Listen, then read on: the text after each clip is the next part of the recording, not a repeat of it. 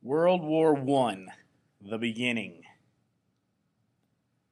After listening to this podcast, students should be able to determine and explain key events and maybe some key people, and they should be able to analyze the causes and effects of major conflicts, the causes of World War One.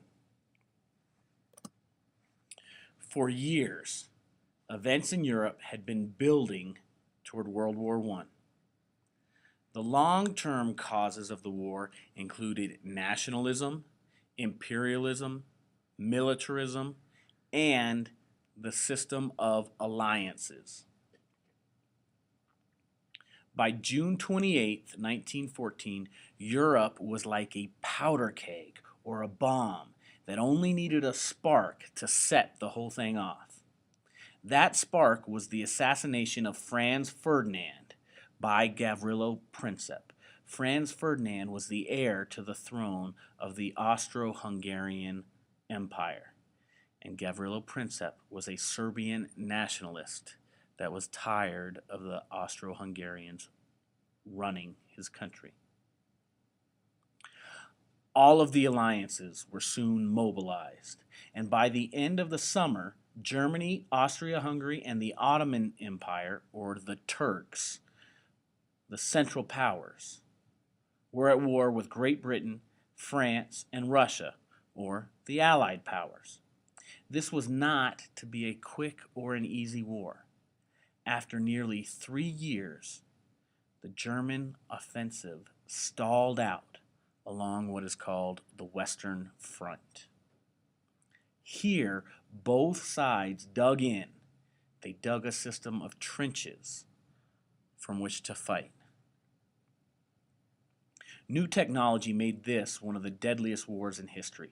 Some of the improvements in war technologies included submarines or U-boats, tanks, poison gas, more accurate and high-powered machine guns. Also, planes were used for the first time as a weapon in World War I. Baron von Richthofen, or the Red Baron from Germany, and Eddie Rickenbacker of the United States were the flying aces of the war.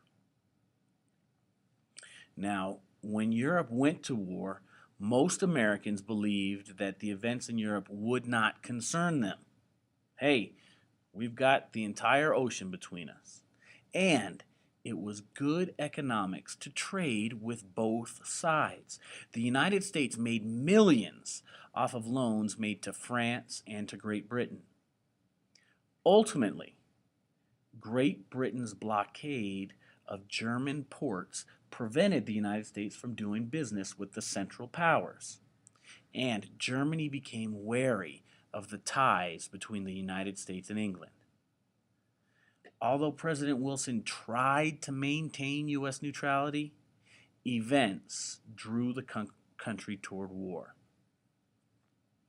German submarines sank U.S. merchant ships.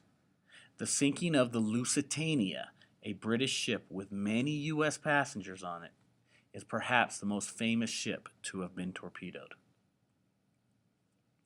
In addition, the Zimmermann telegram increased the American anger towards Germany. This secret telegram was intercepted by a British agent. It was an attempt by Germany to coax Mexico into a war with the United States by promising the return to Mexico of land lost during the Mexican-American War. Finally, in April of 1917, the U.S. declared war on Germany. American troops, under the command of General John J. Pershing, helped break the stalemate and turn the tide of the war. At 11 o'clock on November 11th of 1918, an armistice, or an agreement to stop fighting, was signed. The U.S. came in took care of business, took names, and put an end to the fighting.